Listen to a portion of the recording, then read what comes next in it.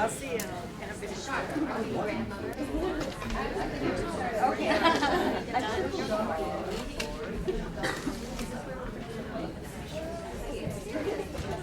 Okay, everybody, I think we can go ahead and get started.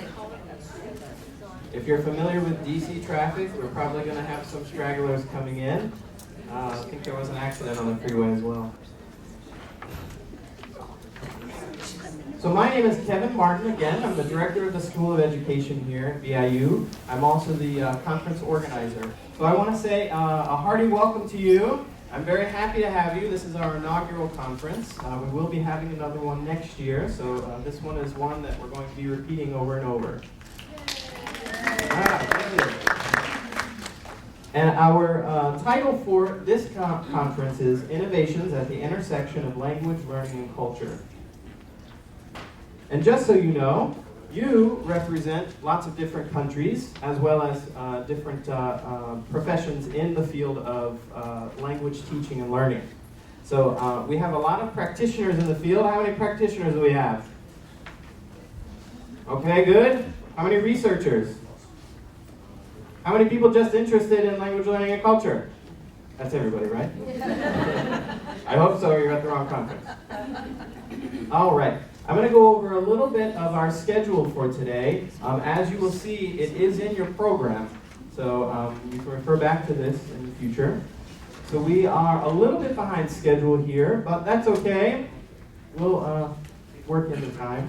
So we're going to start off with our morning plenary. We'll have a concurrent session back here for our midday plenary, lunch, which I'm sure everybody's looking forward to, our next concurrent sessions, and then finally we'll finish with our afternoon plenary.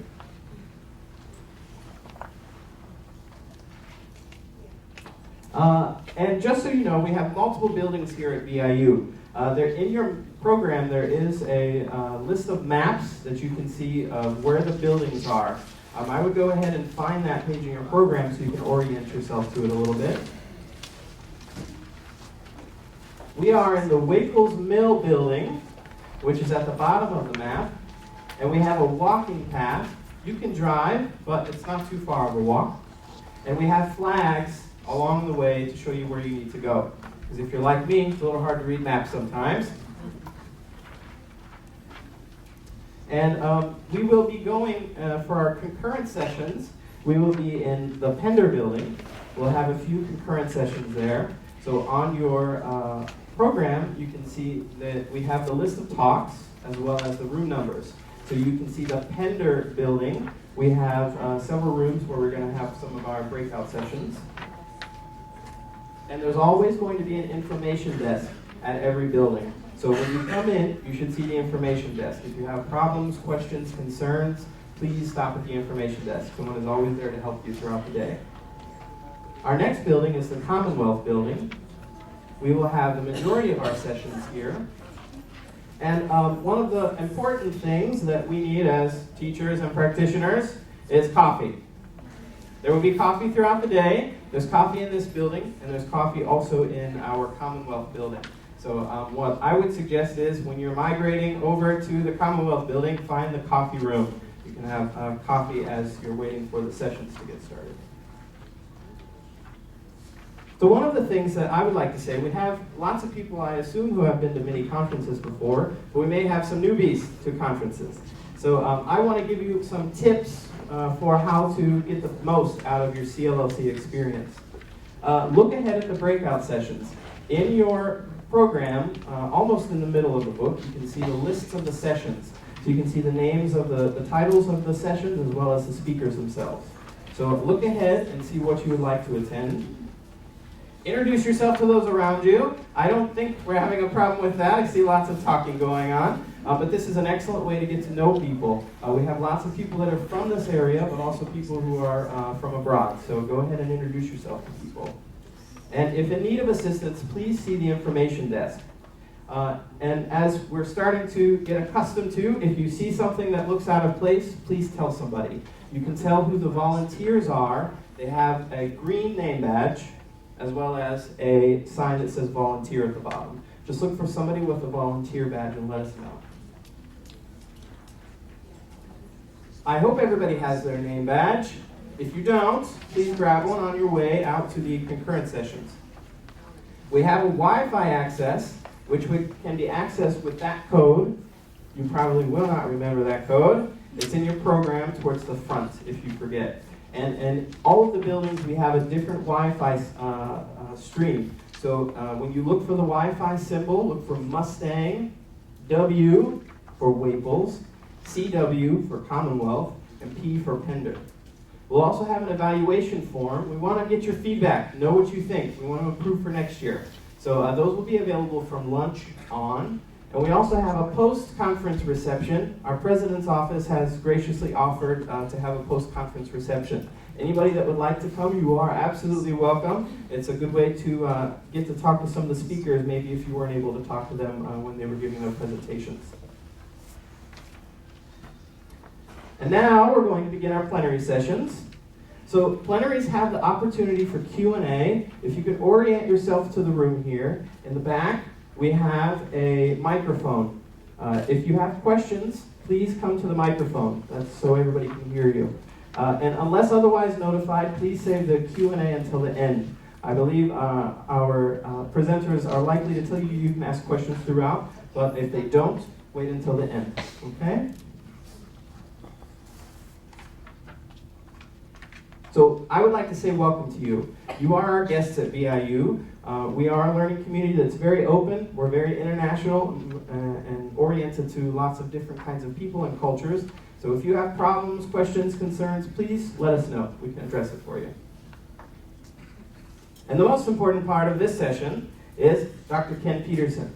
Dr. Ken Peterson is going to be talking to us a little bit about the classroom in the age of networked learning. So if we can go ahead and welcome Dr. Ken Peterson.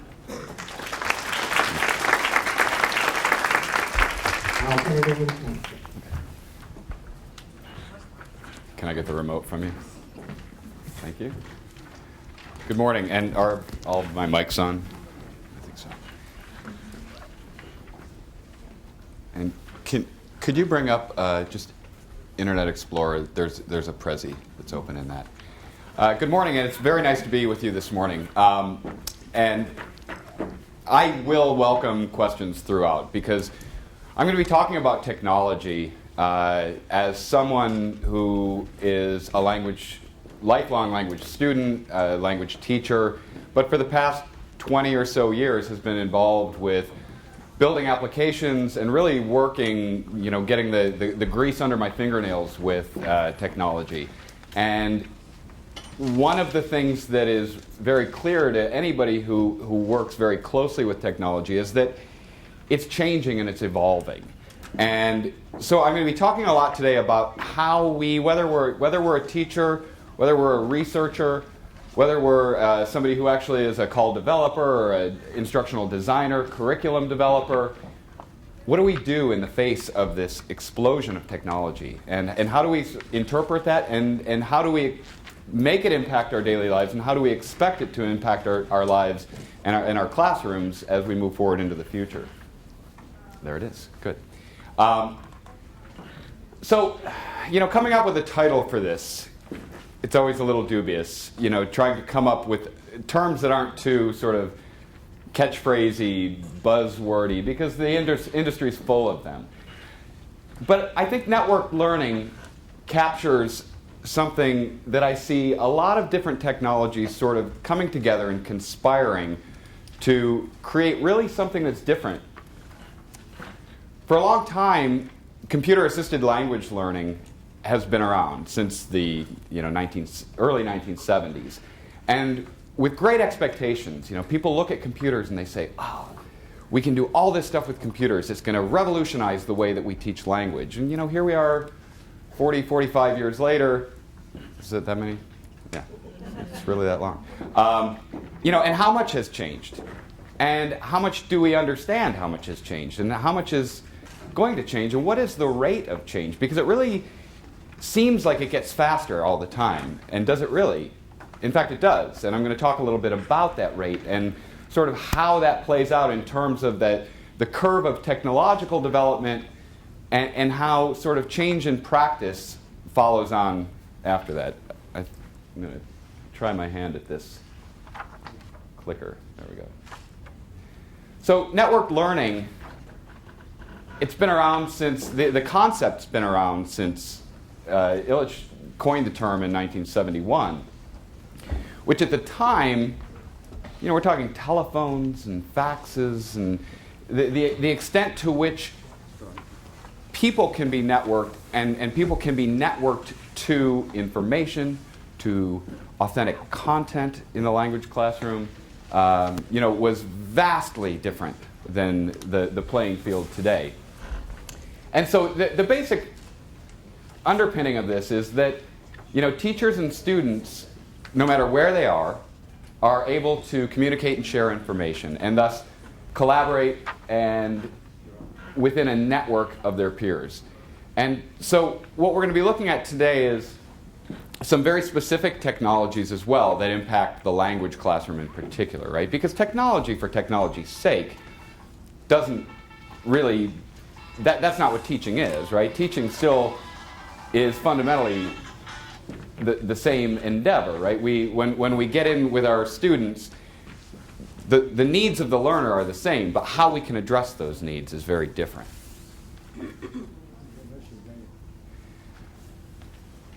So, are we in the age of networked learning? I don't know, we're somewhere along the path, right? Since 1971, sure, you could network people. You could, there are ways that people could share and collaborate, right? And the tools that are at our disposal today are radically different. Are we at that sort of end state of where we can really be capitalizing on what networked learning can give us as language teachers and give our students as they're facing this very difficult task of learning a foreign language? We're on our way. So one of the things that's really sort of pushing us into this age is the exponential growth of core computational technology and of networked computing. Also, the proliferation of network devices and the variety of devices, right? So back when Cll was first conceptualized, we suddenly had access to PCs, right? And we could put students in a computer lab, and we could take them in there and have them do these experimental things and say, bear with us. We're gonna put you down at a computer, and we're gonna let you engage in language learning through these new, radically innovative devices. And now the kids are walking around with 100 times the computational power sitting in their pockets, soon to be on their wrists, wearing them on their faces, right? And I'm not going to get too deep into wearables, don't worry. But I do want to sort of address that at a certain point. The social network. The ability for students to communicate with each other regardless of time or place, right? This is not something that we need to foist upon our students. This is something that happens, and it's going on, and it's shaping students' identities. It's how they express themselves. I use the word gamification here. I don't mean we use video games to teach language. I mean there are certain elements of gaming, right? That clearly defined linear path where you can level up and you can share your progress with your peers and grow your network of peers and have followers and be liked and all these things that are status symbols now, right? They can and are being used within education as a really powerful motivational device. Not to get too technical on you, but web service APIs, mashups, and open educational resources, right? So for a long time, people have been developing software to assist with language learning, right? And so we've tended to work in silos. In other words, we have a small community of people that are going to use this particular piece of software. It's got a little bit of functionality. We're able to gather some data on that, but it's all neatly tucked into a silo, which is closed. It's not, the data that we get from that is not open. It can't be aggregated with other data. It's not combinatory, right? It doesn't give us any of the power that we see now that we can get from data once it's grown and combined and crowdsourced, right? But that has not been the traditional way of development until the last decade or so. And so APIs are something that if you're a language teacher, a researcher, you've probably never even heard of these things before, but they're the magic, they're the glue that lets us be interoperable, that lets us break out of this silo and really share data and share functionality and enable things like mashups. Are you familiar with the term mashup? It's very jingoistic. A mashup is a combination of things, right? So there are endless number of mapping applications, right? You can see, oh, here's an application that you can download onto your iPhone that's going to show you all the different farmers markets in the county or whatever it happens to be, right? These people are not doing the heavy lifting of mapping and dealing with all of the visualization and the location information and things like that. It's done by Google or MapQuest or whoever it happens to be. They just happen to open up and expose that functionality, expose that data through an API so that Joe Schmo who's interested in farmers markets can come and say, oh, great, give me the maps and do all the mapping stuff. And now I can do the things that are, for me, innovative and for me, serve the needs of my stakeholders without having to do all that heavy lifting, right? And so when we mash things up, it allows us to basically plug in these things that are very difficult and heavy and let that work be done for us and extend things and really sort of take these technologies and create meaningful innovation on top of them. Learning management systems, or LMSs, Blackboard, Moodle, Sakai, Canvas, there's a whole host of them. They've been around for a long time. They started out as very simple, a place where you could keep track of your students, put up some Word documents, maybe keep a calendar. But over time, these are evolving, and they're allowing us to author content and keep track of content, and very, very minimally at present, track what students are doing and start analyzing the work of students. And we'll get into the, I've skipped ahead to the last point, which I'll go ahead and address now. And so learner analytics is something that is really sort of starting to come online as these systems are connected together and we're able to gather data on student performance across a lot of different platforms, across different softwares, in different contexts, in different communicational contexts. And one of the contexts that's very recently come along is the MOOC, which again, this is a very polarizing term here, the massive open online course. Has everybody heard of a MOOC? Is this new to anybody? Okay. Well, so briefly what a MOOC is a course put out by a university, largely a university, right? This is tending to operate at the university level, not really, there aren't a lot of models at the high school level, though we'll look at Middlebury Interactive Languages in a bit. It's universities putting courses out online that people can go and they can sign up and they can take these courses. Stanford started with a course in artificial intelligence, and they had a pretty decent class size, about 160,000 students. Now, the completion rates are abysmal on this because people go, I actually was a lurker in that course, right? I went, I signed up, I looked around, I said, hey, what's this all about? And then I got busy with the kids and whatever. And so I was one of those 160, and I got a little bit out of it. I did not take the course to its completion.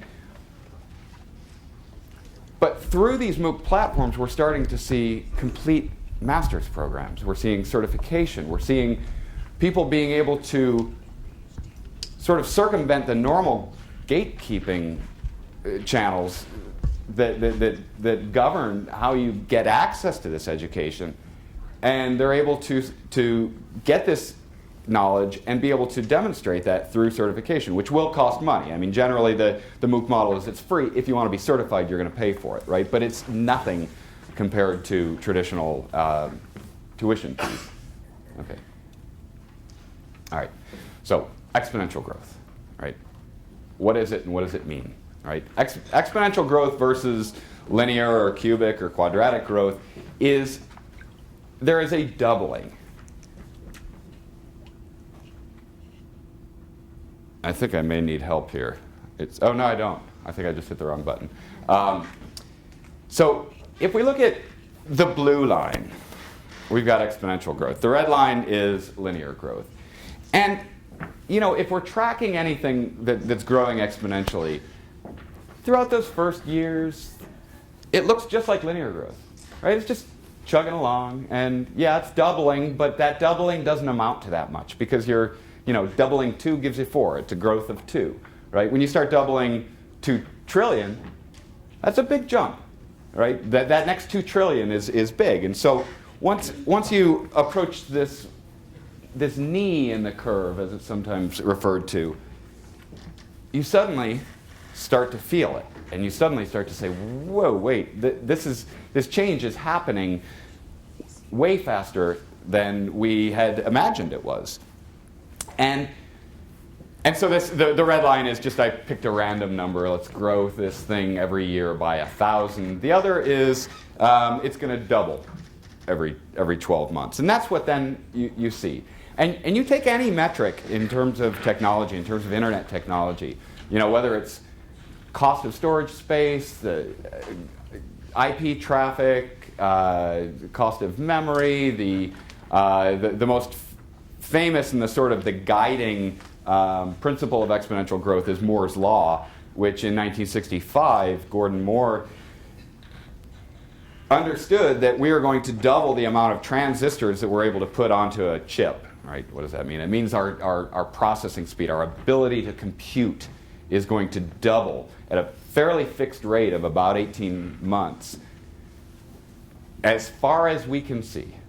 Right? And it is held remarkably true. His theory in 1965 maps exactly to when you look at these different chipsets coming out from IBM or from Intel and the big chip producers. I mean, it's right in line, right? He got it. He said, "Look, we're gonna be able to keep this up, and at some point we will probably hit an end to it." Though yesterday there was a big announcement in quantum computing, which may completely change the game because silicon we're getting smaller and smaller and smaller in terms of the copper wires we're putting on chips, but that runs out at a certain point. But every indicator, every forecast shows that on all of these different measures, this growth exponentially is going to do nothing but continue. Okay, so here's global internet traffic, right? From 1991 to 2017, forecast, the yellow is the forecast. And so these are the number of petabytes per month. And get used to the fact that you're going to be hearing new words like petabytes and exabytes and zettabytes and yottabytes. And just like gigabytes were new to us a while ago, we keep growing so fast that we're going up to these other magnitudes that we need to learn these new arcane prefixes. But that's pretty remarkable. I mean, where are we here? We're somewhere right around there. And we think that, okay, the internet's kind of here, right? That's it. But the amount of traffic, the amount of data that's going to be pushed across the internet, the amount of work that's going to be done, the amount of learning that's going to be done on the internet, the amount of authentic materials and audio and video and text and communication is going to do nothing but explode. Storage space per dollar, another metric. This is how many gigabytes do you get for $1, right? Well, back in 2003, not really much of anything. By 2018, 140 for $1. So in other words, I can go out and I can buy for $50 a terabyte flash hard drive that fits in my shirt pocket, which is, again, would have been unimaginable, 10, 15 years ago. So I don't have any forecasts on the flash memory, but again, if we look at the data on costs for memory, we see those again showing a little bit wobbly there, but still showing that that exponential curve. That if we pulled back and looked at it over more years, that would smooth out.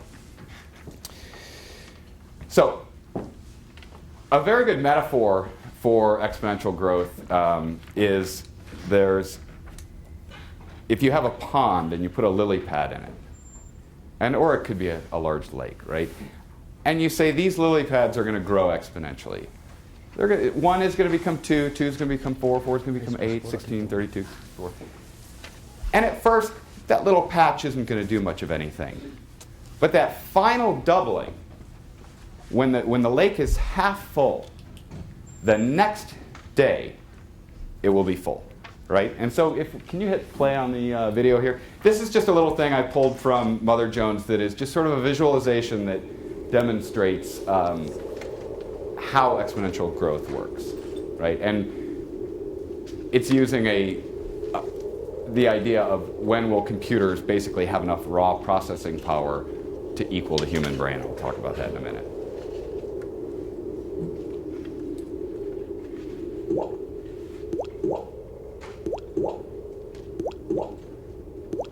Not much happening in the lake. Oh, now it's full, right? So, if we look at this in 2012, and again, I should qualify that, the idea of saying a computer is going to equal the human brain, it's a very dubious thing, right? Brains work, they're very complex, so lots of parallel processing. But this is sort of a standard metric that people refer to is when we're able to get enough calculations per second that rival the aggregate number of calculations that a human brain can do. So 2012, not much happening. 2018, we start to see a little bit coming on there. 2024, that's getting up there. Next year, it's full, right? So, and it's that sense, that exponential sense, that as somebody who works very closely with technology and somebody who's trying to build tools that are going to be relevant for today and relevant in the future, this is overwhelming. This is fascinating. I mean, it's exciting, but at the same time, it's sort of terrifying because it means the playing field is shifting so rapidly. But in terms of practice,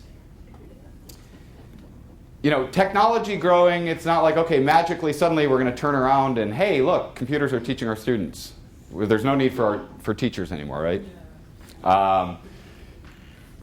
So one way of looking at this is through what's known as Amara's law, right? And that is that we tend to really sort of overestimate the effect of a technology in the short run and underestimate its effect in the long run, right? So, and this is sort of governed by what is sometimes referred to as a hype cycle, right? Is that we hear about these technologies and we get so excited by them. It's gadgety and it's innovative and it's new and it's going to change everything, right?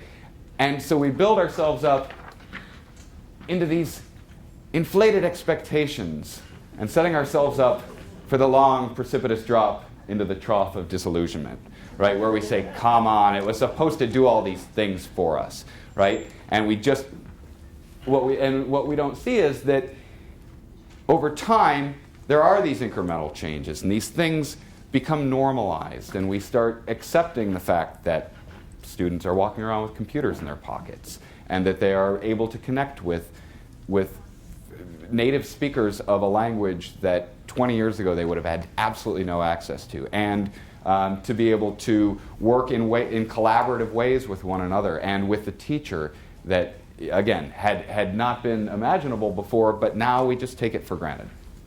And so then we climb our way up with all the hard work and work of developing tools and softwares and evaluating those and trying them out and incorporate them and figuring out what works for us to where we can finally rest upon the plateau of productivity, where these things actually work and do what we want them to do. So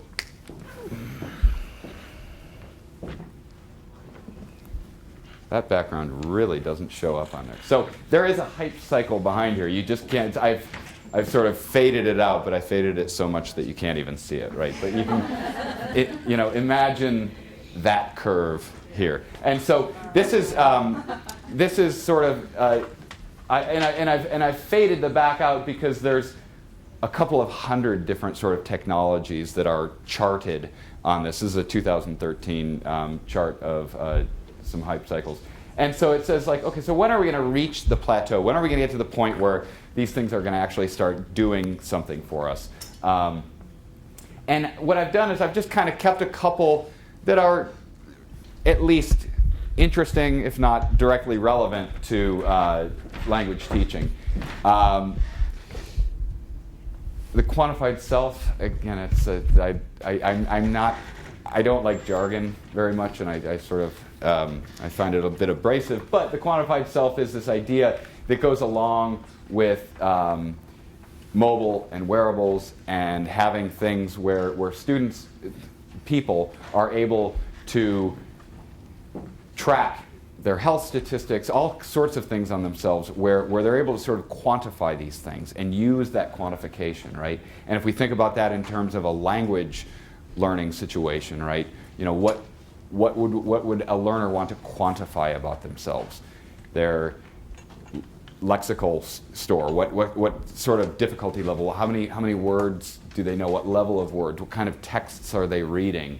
What kind of materials are they watching? How good is their understanding? What types of morphosyntactic errors are they making? What types of, if we look at that against, various, whether it's ACTFL or ILR, you look at these sort of functional competencies. Are these things that people can measure and sort of demonstrate about themselves, for their teachers, for their peers, for a part of their general identity? Cloud computing just means that software and storage, these things are much more readily available to us. And again, when we think about the limits that we live in today, cloud computing is one area where it's going to make things available and ease access.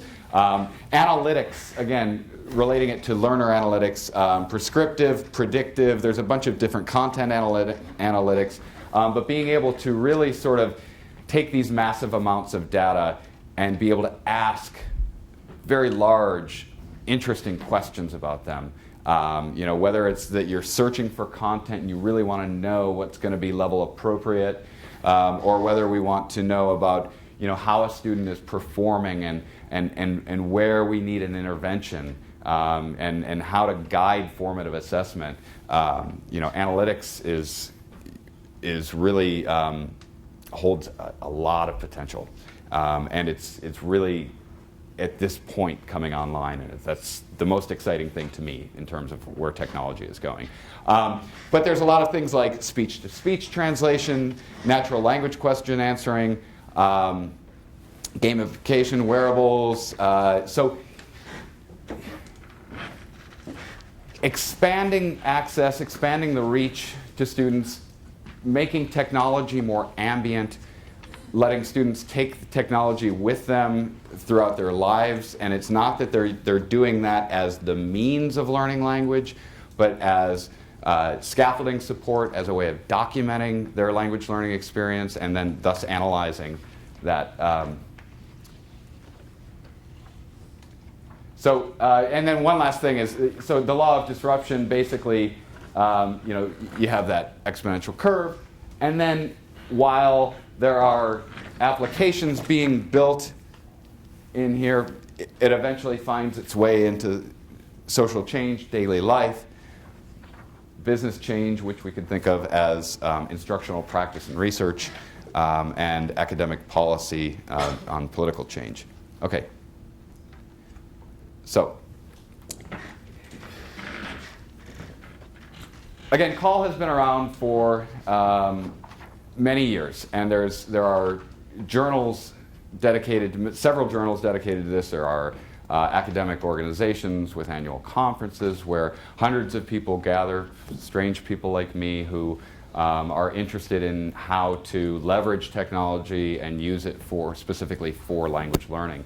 I'm not going to go through the research in any detail, but what I do want to do is, as a way of kind of contextualizing where are we now with CALL. Again, CALL is computer-assisted language learning. In 2003, Stephen Bax wrote a very prescient piece on technology and looked at where CALL was back in 2003 and sort of where it had come from and then where it was going. And he basically looked into the future and saw that we were heading towards what he called integrated CALL, where technology ends up becoming so normal to us, becomes such a part of daily life, that if we can skip to the last quote here, which is actually I love this quote because it represents an understanding that CALL practitioners like myself should be aiming at their own extinction, right?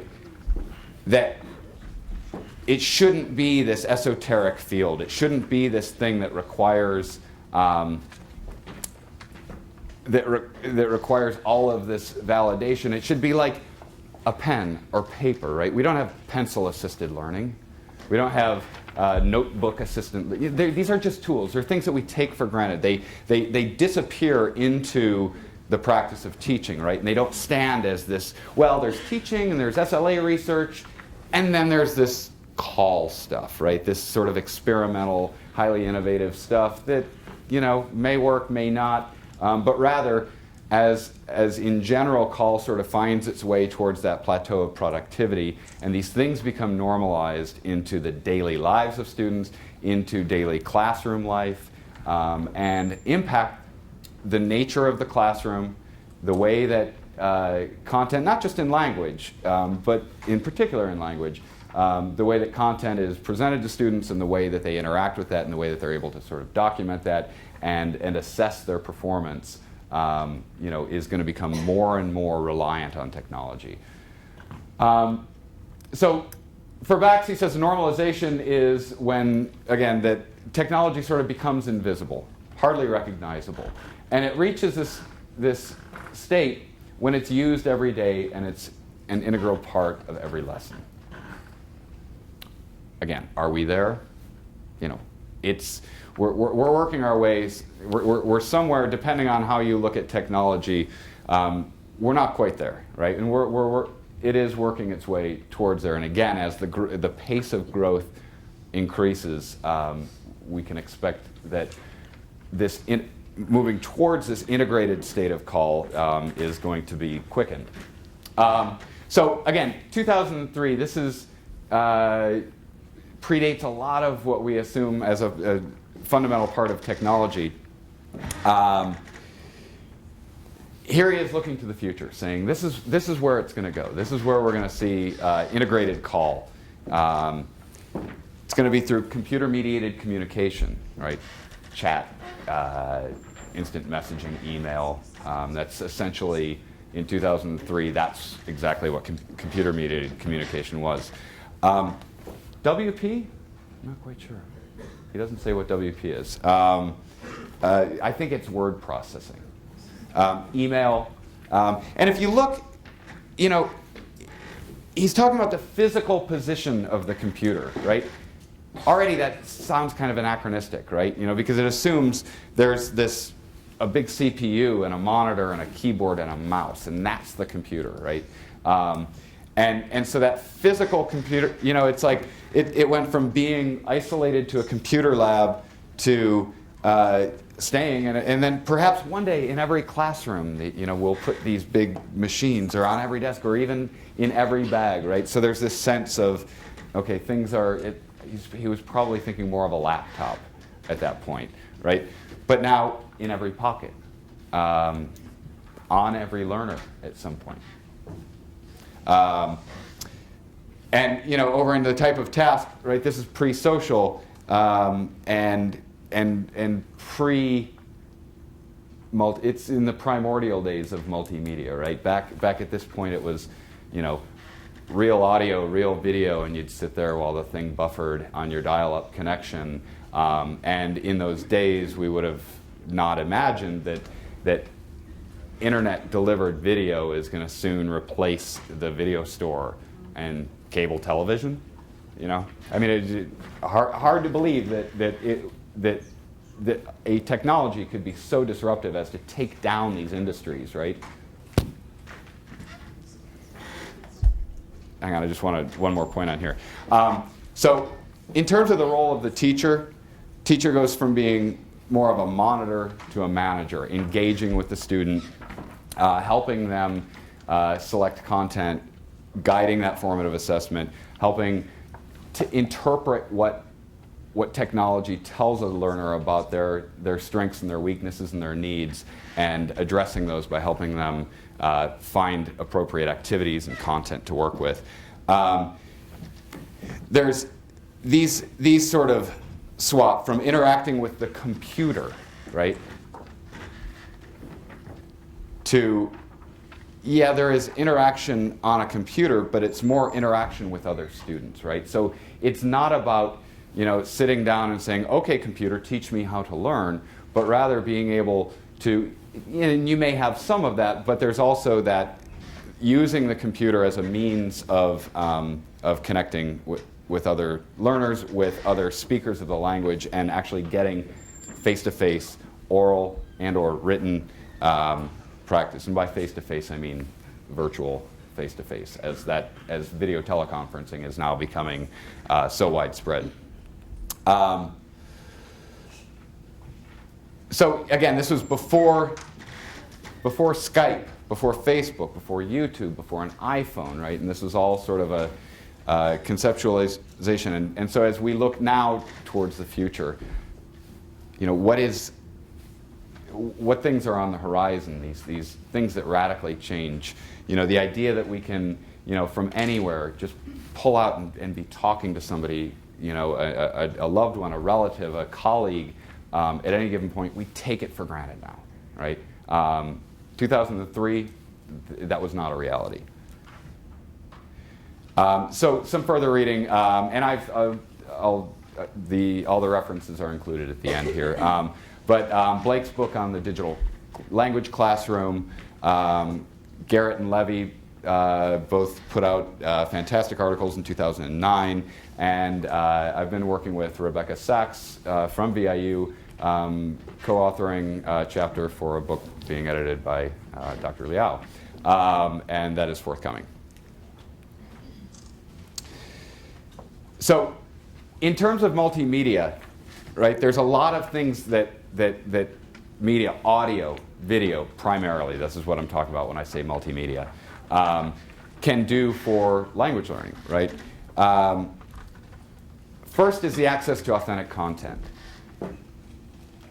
As a graduate student studying Uzbek in Seattle, I had a shelf and a half, and I knew right where they were, and I'd looked at every book that was on that shelf and a half in the library at the University of Washington where I could read Uzbek.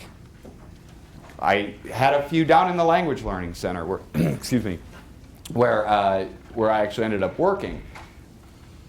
There were some cassettes, researchers would go and they'd videotape something off of TV or something, and I could go and I could check out a videotape and go into my little Carol and, go down to the basement of Denny Hall, go into the room, put the thing in, nobody rewinded it. And I had a couple of videos I could watch too, right? And that's it. And then until that's why I was dying to actually get into an immersion experience and actually get to Uzbekistan so I could actually speak this, because I wasn't hearing a lot of Uzbek on the street. And I would have killed to have access to content the way that learners do now, right? To watch popular television, listen to radio, to watch the news, to interact with people, to actually be able to speak with people in these languages, right? And again, I had my classmate. I had a classmate. And then there was a visiting professor. Right? So I had my couple people I could talk to. But again, I mean, my world of language was so insular, you know, and it does not need to be that way any longer, right? Even if you're studying the most esoteric of languages. So again, content was developed and put in these silos, right? So, you know, the silo of the Language Learning Center, right? You have to go to your checkout window and say, I would like tape number 432, and they would give you the thing. It got better with the internet, right? People said, hey, it can be on the internet now, right? So let's put these media libraries together. Let's put these things up so that people can access them. And you know, they sort of sit in a digital silo now, right? Because how do I, as an instructor, say, this is a great resource. I want to take it and I want to embed this into an activity. I want to give this as a task, and I want to be able to contextualize this and provide scaffolding support and do these things when it's just sort of there as a blue link on a white page, and that's really kind of all I can do with the thing. And then along comes YouTube and Vimeo and all these other, you know, there's 1,000 different huge video sharing services, right? And so we go from the overly restrictive, tightly contained silo to just a sea of, there's no way of really sort of, as a language teacher trying to select materials for a student, or as a student trying to find level appropriate things that are going to really sort of be most effective and most appropriate for me at this point in my learning path. You know, I can dig and I can find, if I'm good at doing that research, I can sift through this and eventually find the things that I need, right? And so we need more that's sort of in the middle, right? And so IML, you've never heard of it before because it's a project, it's a very small project that I've been working on along with BYU, where we've been building a back-end multimedia library that can serve any number of front-end applications, right? So what that means is that BYU built their own front end. They're doing it in about 7 or 8 different languages right now. They're creating these courses that rely very heavily on video viewing, and so they've built a front end application. And you know, BYU students can go and log in and do all that stuff, but all the resources are being either stored or indexed in this one resource library. We've built another front end application for the language flagship, and again, as students start using that and teachers start using that, and they contribute that content, they're going to be able to find the things that BYU's put in there. And as we start going and we're actively looking to sort of siphon things out of all these silos and say, look, let's take these from being these kind of static links that you need to know where to find them and how to get all the way, drill down all the way in to get at these things. And let's make these things discoverable. And let's make these things, explain these resources in a way that makes sense to us as teachers, that makes sense to learners. You know, what are the content domains that are covered in here? What's level appropriateness, the difficulty of the language that's embedded in those. And so there are many different types of projects like that are going on that sort of embrace the openness of something like YouTube, and yet provide means for people to discover this content in ways that are really meaningful for language education. Another area is instructional videos. The 5 colleges created something back around the turn of the century, the first few years in the 21st century, called Lang Media. A bit of a silo. But one of the things that they did was they actually recorded a bunch of lectures on grammar and, you know, your typical sort of language, if you're going to think about lectures in language teaching. You know, and so they took those and basically recorded teachers who were standing there with, you know, paper flip charts and markers and sort of taking that analog experience and basically just recording it and putting it up as real media for people to access, right? And then you look at Khan Academy, right? And there you have you have a very different type of a lecture because it uses an interactive whiteboard. And Salman Khan happens to be a fantastic explainer of just about anything. And you combine that with the visuals that are going on and the way that they've packaged instructional videos is a way that is extremely accessible.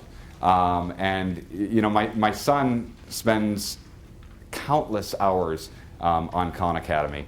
And I know that we have to restrict his use, right, of things like Khan Academy, Quizlet, these other things. I'll hear the steps creaking at 6:15 in the morning and go out and say, go back to bed. You're not going to go. I know what you're doing. You're going to go work on your homework more. Go back to bed. Because there's this sense of engagement that I can't fully explain. I mean, I'm not a digital native myself. I mean, I received my first email when I was 27 years old. And I couldn't believe I didn't have to pay for it. It took me a really long time to figure out that I didn't have to pay for either receiving or sending. It blew my mind.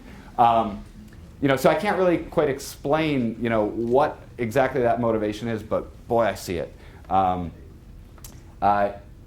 Within instructional videos, also the idea of a flipped classroom, right? And this is that you present things that are appropriate for presenting in a lecture, and you record those, and you make those available as homework, right? So rather than leading your class off with a lecture on, the preterite form or, whatever it is that you may be feeling the need to lecture on, is that you record that, you put it online, students do that as homework, you spend your class time doing things that are more productive, engaging with each other, really using that information that was covered in the lecture that they do as homework, right? And then they come into class and they can ask the questions, right? And so rather than wasting that time, that valuable opportunity for engagement, by having somebody stand up and talk and everybody sits quietly,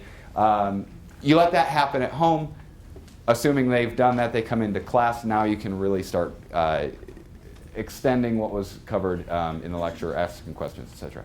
And then one last interesting use for multimedia is in documenting student production, right? So e-portfolios and allowing learners to do what they seem to want to do naturally anyway, which is document their life and document what is going on around them. And if they're able to do that in a different language, whether they're in an immersion experience or they're giving a presentation in class, it allows us to document those in that very sort of formal way of being able to put them into something like an e-portfolio. But at the same time, as communication on computers becomes more and more conversational and oral. It doesn't have to be about sending instant messages. Well, it will still be that, but at the same time, we now have access to peer-to-peer video communication. And that can be one-on-one, dyadic, it can be across a group.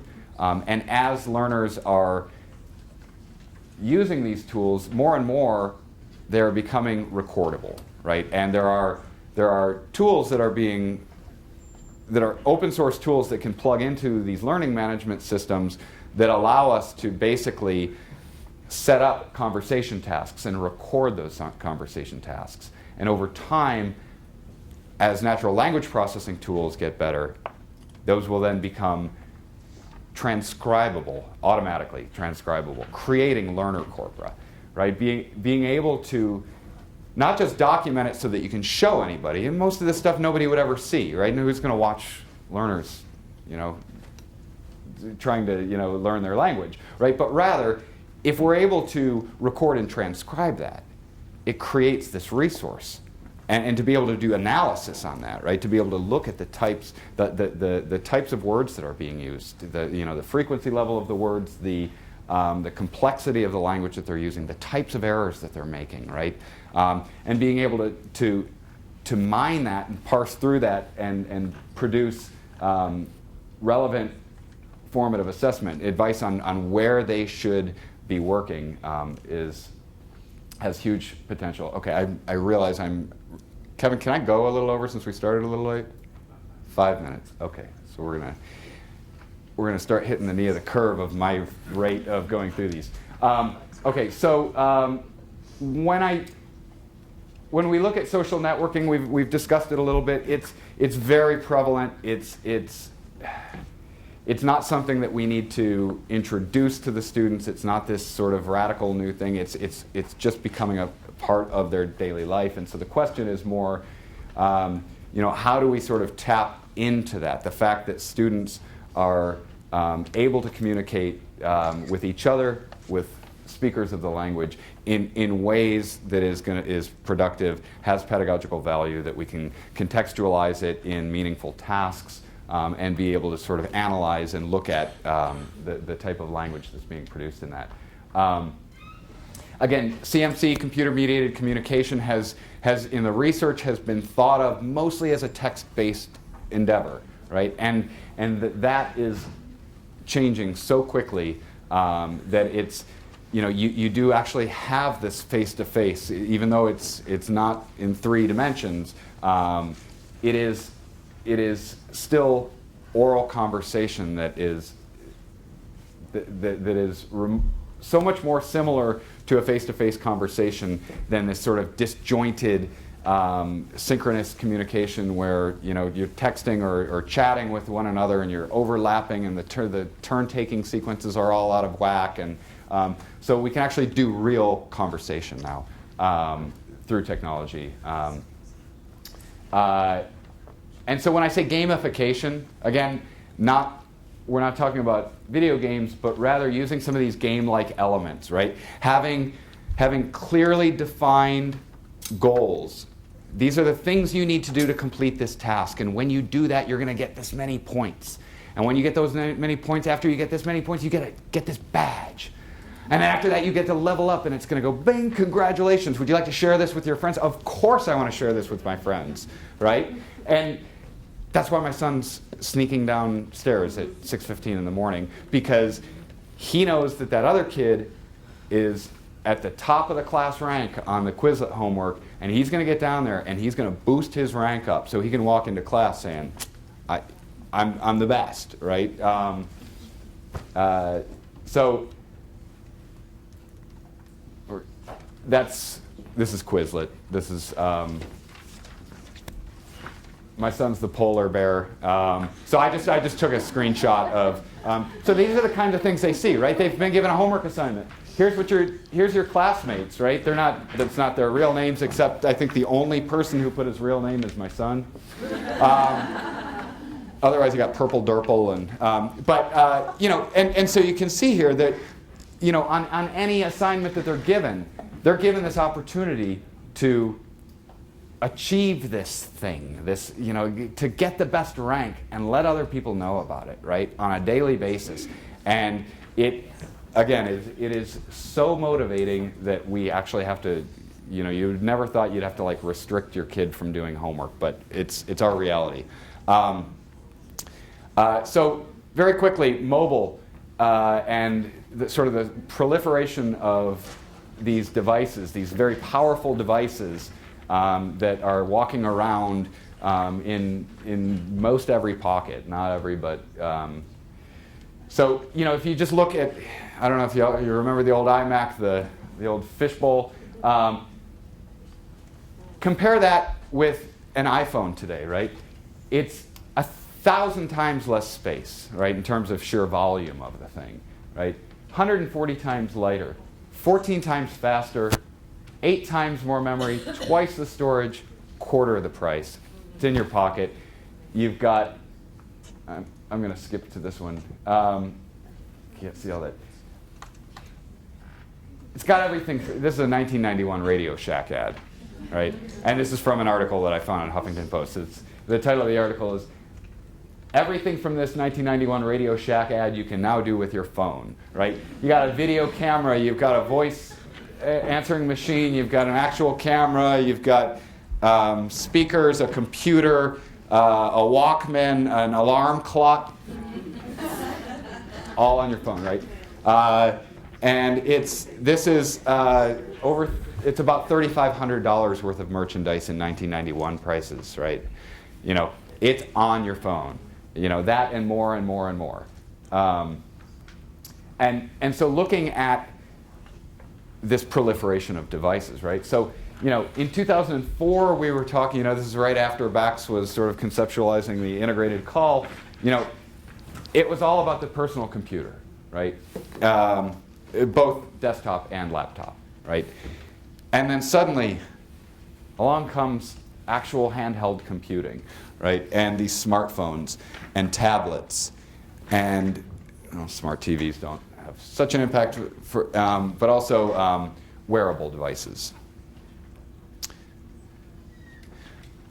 So, I don't know if you can see that or not.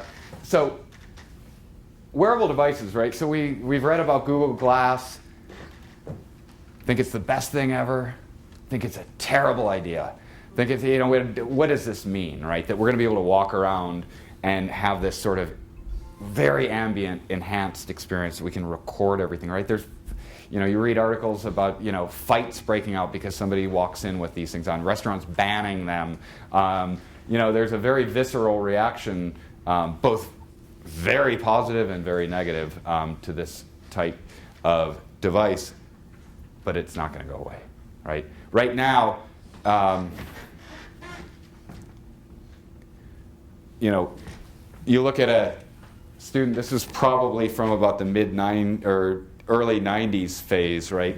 You know, wearing these big things and having wires and antennas sticking out of your head, and look at me, I've got a computer on myself, you know, to, you know, Google Glass, we say, oh, look at it, it's got that big bulky thing on it, right? You know, but that's going to go away, right? This is what they're going to look like, you know? And it's at that point that people are going to give up on fighting this thing, right? When there's so much that you can gain from that, it's going to raise a lot of questions about privacy, and you know, I'm not crazy about the idea myself personally, but I just think that there is going to be such a market for this, and people are going to find innovative uses for this. And I'm not going to show the video. There's a brief video here, but it's from a technology company right now that has developed electronic dictionaries, right? And they've developed a glass application, right? Where you hold up a menu. They say, oh, you're on the square in Florence, and you get a menu, and you say, glass, translate this. And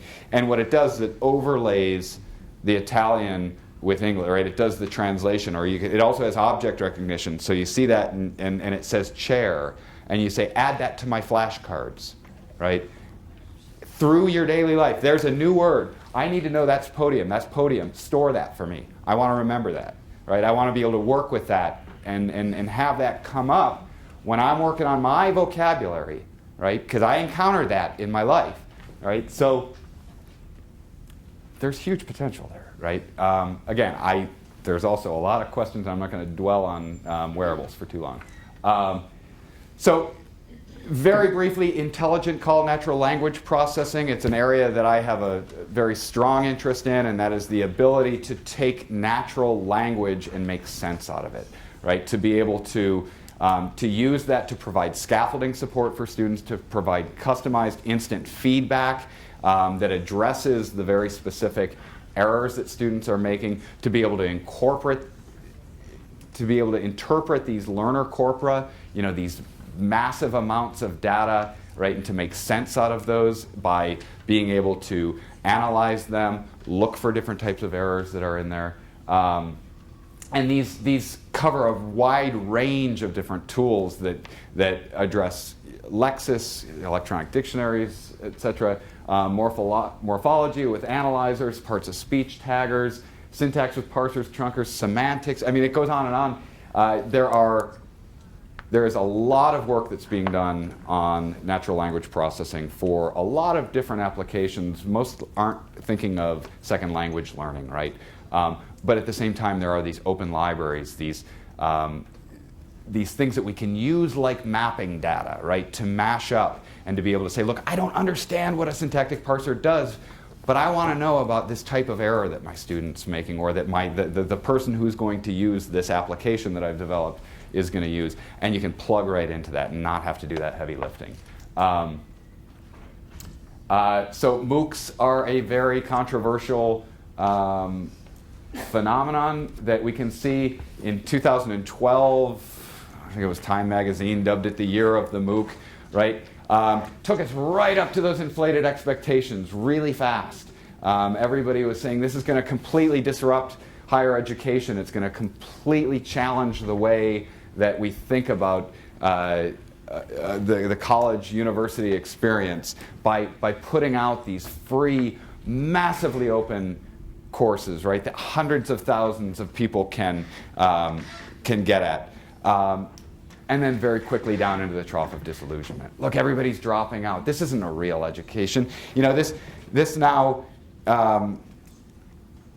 there's some of the universe, just so you know, that these are some of, it's not just University of Phoenix and, you know, I mean, it's the establishment that's buying into this, right? I mean, it's Harvard and MIT and Stanford that are leading this cause, and many, many other universities that are following suit.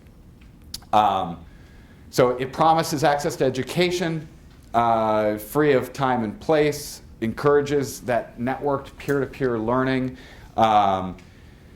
You know, huge challenges in terms of what kind of revenue models work for this, how it's accredited, how you assess and verify that this is an actual, you're testing the student who you think you're testing and they're actually able to demonstrate those skills, and just surviving the hype cycle. Some huge concerns that it's raising, right? Is this going to replace traditional teachers and teaching, or dismantle departments? And these are actually quotes that I've pulled from some of the backlash against the MOOCs. Diminish the role and or quality of public education, undermine the funding for it.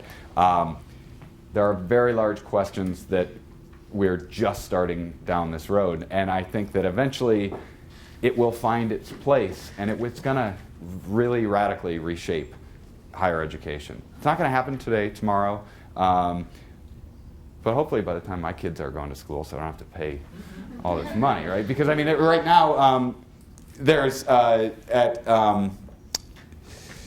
in the fall, Georgia Tech and AT&T are putting a full MS in computer science, $7,000. I like that price tag. And then just very quickly, Middlebury Interactive Languages. If you're not familiar with that, Middlebury, in long-time established leader in language education, is moving forward with a software company called Cllc to put together a range of solutions across a lot of different languages that can be plugged into a brick-and-mortar classroom with sort of taking the Middlebury concept and the Middlebury language program and being able to embed that into an existing program, or opening that up to not self-instructed learners, but independent learners who are not enrolled in a traditional language classroom, and be able to give them access to that Middlebury language experience. Big data I don't have time for. It's big. It changes things, right? When we connect all this stuff, we suddenly find ourselves with this just oceans of data, right? And so across all sorts of industries and within education, we're looking at how we make sense of all this data, and the logical outcome of that is learner analytics, right? And so I just very quickly am going to show you Khan Academy, I think, is doing some exemplary work with analytics, right? So this again is my son. This is his world of math. These are the different tasks and criteria that he's working towards, and we can see the density of the color indicates his level of mastery. He can click through those things to get back at those activities. They say, up next for you, based on what you need. Here's your activities. Keep working on your activity stream, and we're going to get you to mastery of these different things. You can see the type of activities that he's been doing. And again, these are drillable. You can they're not just static images. They're interactive. You can go through and you can get it back to the content, right? So if we're thinking of and this is for math, they don't have language learning, right? I haven't seen anything like this for language learning. We need this for language learning, right? We need to be able to have these broadly recognized ontologies for what do we care about? What do we want to track? As a language teacher, what would I want to be able to see in terms of looking at my student performance? Is it lexis? Is it morphosyntax? Is it just errors? Is it their... We can go in a lot of different directions with it, right? So again, here's more of his progress report, the different types of activities he's worked on.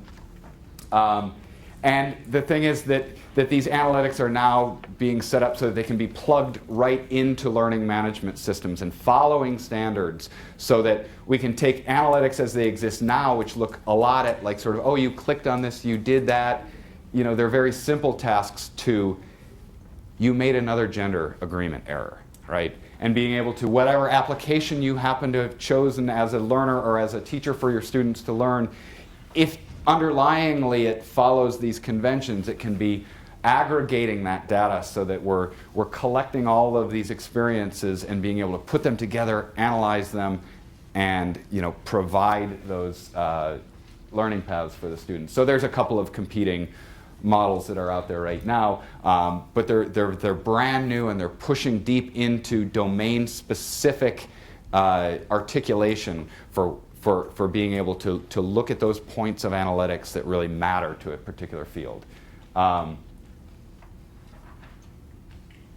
So there's a lot of stakeholders in terms of technology, and to just sort of wrap up here, I'm going to leave you with this because I think I've gone over my time. That this is just very roughly a conceptual framework of where we sort of need to go. And this was actually, I based this on, I found this from in the biomedical field. They're working towards developing knowledge networks and information commons, right? So that they can bring things like disease prevention and control. And their concerns are about doctors and patients and researchers, whereas we're looking at teachers and learners and researchers. But at the core, you have these stakeholders interacting and contributing to this shared set of information, right? Which can include lessons and learning objects and assessments and natural language processing resources, electronic dictionaries, et cetera, and all of this data, this analytical data, these learner corpora that live at the heart of this. And so for both instruction and research, when we start talking about aggregating and combining this data and being able to use it more ambiently, more seamlessly across these different experiences, where it's not a student going in and sitting at a computer lab anymore. They're taking it with them through their lives and being able to sort of document their actual language use, we start getting some traction with all this. So that's where I'm going to leave it. Thank you. Do we have time for questions? Well, we don't have time for Okay. questions now. Okay. But if you would make yourself I'm sure there are no throughout the questions. day. Yeah. Right. So if you have any questions, you know this guy, you can just hunt him down and ask him questions. And lunchtime is probably a really good time to try to get this guy. We will have a good amount of time for lunch. I definitely want to say thank you to Ken. He gave us some food for thought, so let's say thank you again. Very nice. So we have some ushers who will be taking us over to the next buildings that you're going to go to. Hopefully you've had a chance to look and see where you're planning on going. We have the two buildings, Commonwealth and Pender. So let's go ahead and head on to our next stop. Oh, thanks. Thanks. Sure. Very nice. Thanks. 10.